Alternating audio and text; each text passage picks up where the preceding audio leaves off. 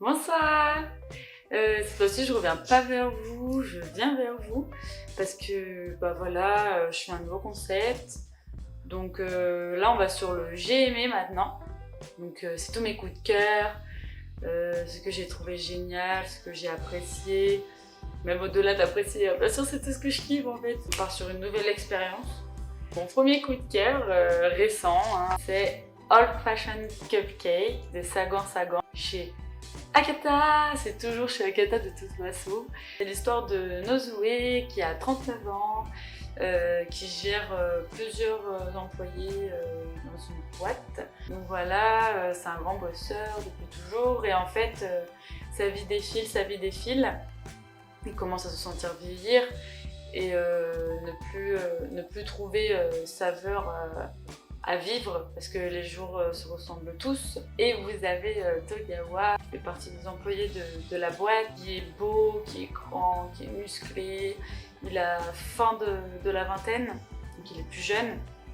Et en fait, il en a marre de voir son supérieur comme ça. Donc il veut absolument l'aider à retrouver jeunesse. Du coup, en fait, il va lui proposer de l'emmener dans plein de cafés, de pâtisseries. Voilà, c'est vraiment un manga gourmand. C'est clairement un manga gourmand. Et sauf que, au fur et à mesure d'être en tête à tête, ils vont apprendre à se connaître personnellement, etc. Et vraiment, voilà, c'est une très belle histoire qui commence. Donc c'est vraiment sur la thématique de vieillir. Après que vieillir n'est pas forcément mauvais ou bon, en fait, c'est juste des années rajoutées à une vie et que c'est pas parce qu'on vieillit que on vit moins. On peut clairement vivre une vie pleine d'aventures en vieillissant. Voilà, c'est vraiment une belle histoire qui nous encourage à vivre et à pas se laisser avoir par le temps qui passe. Donc voilà, c'est un hymne à la vieillesse, mais la vieillesse positive. C'est clairement une romance gourmande, quoi. C'est assez unique, mais c'est génial. Entre deux superbes personnes qui s'aident mutuellement à avoir confiance en eux-mêmes, quoi. Vraiment, j'ai vraiment adoré. La rythmique est super. Il est assez épais par rapport à un manga classique.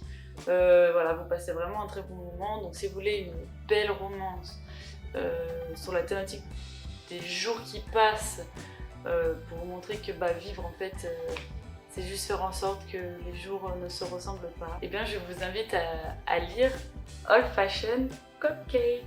Mon deuxième coup de cœur récent qui n'est pas encore sorti, qui sortira au mois de février, c'est Voleuse de Lucy Bryan chez Sarbacane.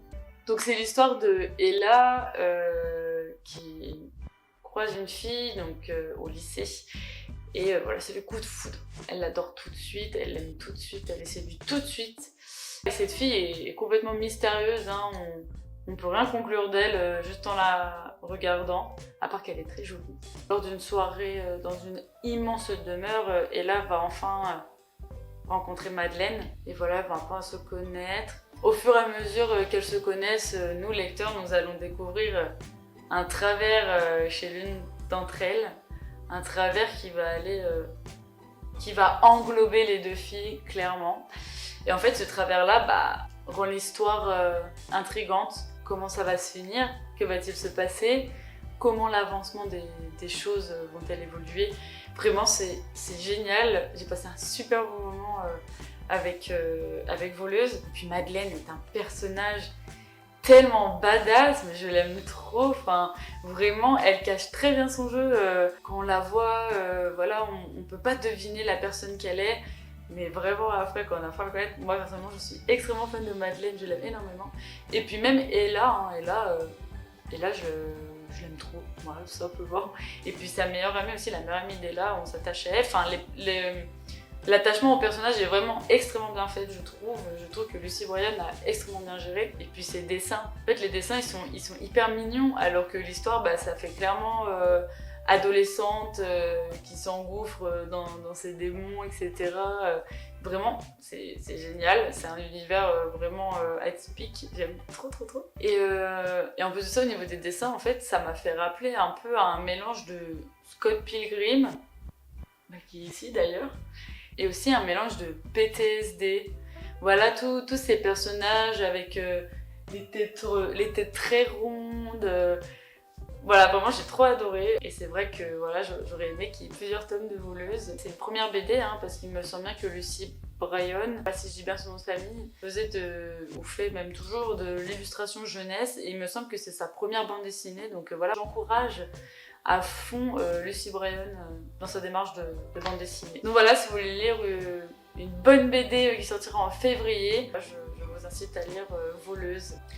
Et là, mon troisième coup de cœur, alors c'est pas tout à fait récent parce que j'ai lu le tome 1 il y a 5 ans de ça et j'en suis tombée amoureuse dès le premier tome en fait. Et là, pour Noël, j'ai eu la chance que mon chéri m'offre les 7 tomes avec le final bien sûr. C'est Harmonie.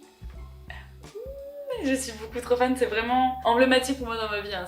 Ça fait vraiment partie des références qui resteront ever dans mon cœur. Donc encore merci à Mathieu Reynès pour cette série. Et aussi merci à Dupuis. Et aussi également merci à Thomas Keubler.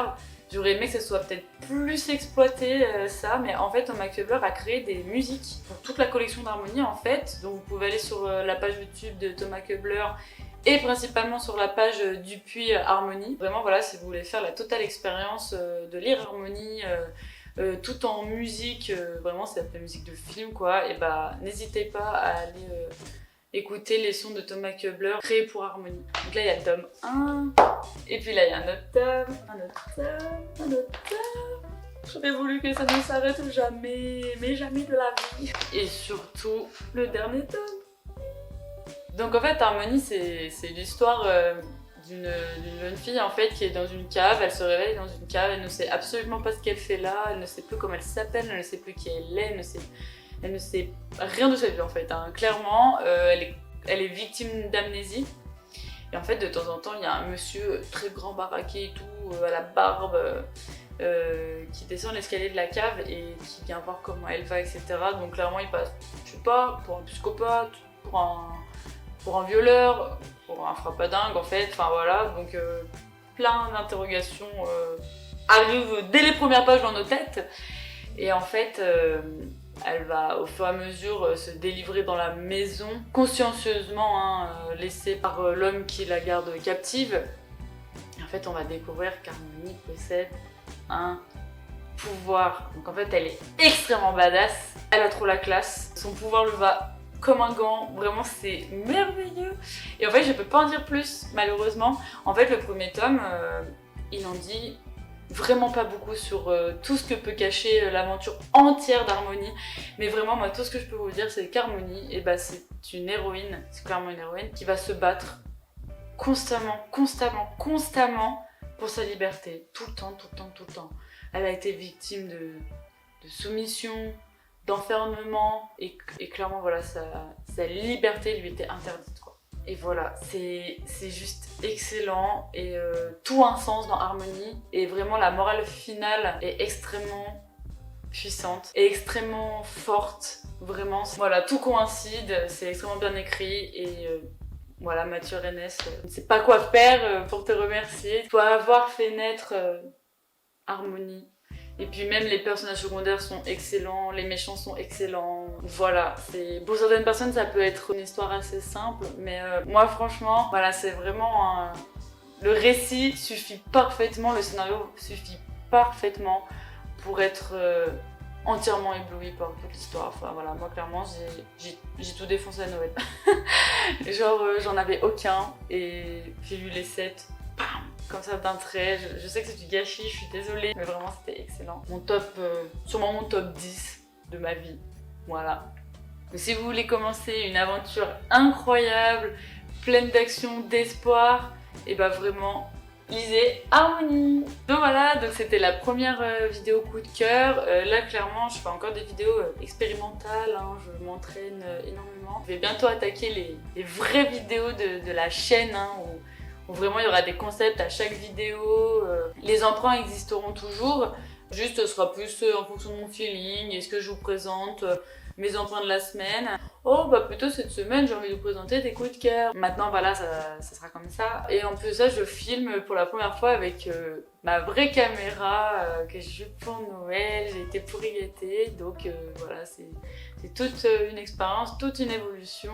Et voilà, je veux vraiment faire en sorte que la chaîne vous corresponde au maximum. N'hésitez pas à mettre un petit pouce sur la vidéo. N'hésitez pas aussi à suivre ma chaîne YouTube. N'hésitez pas non plus à vous abonner sur Instagram, la page Indigo. Et voilà, et surtout à me faire des retours, à venir me causer des idées de projets qui vous feraient plaisir, et bah, n'hésitez pas. Merci d'avoir vu cette vidéo et à pouette!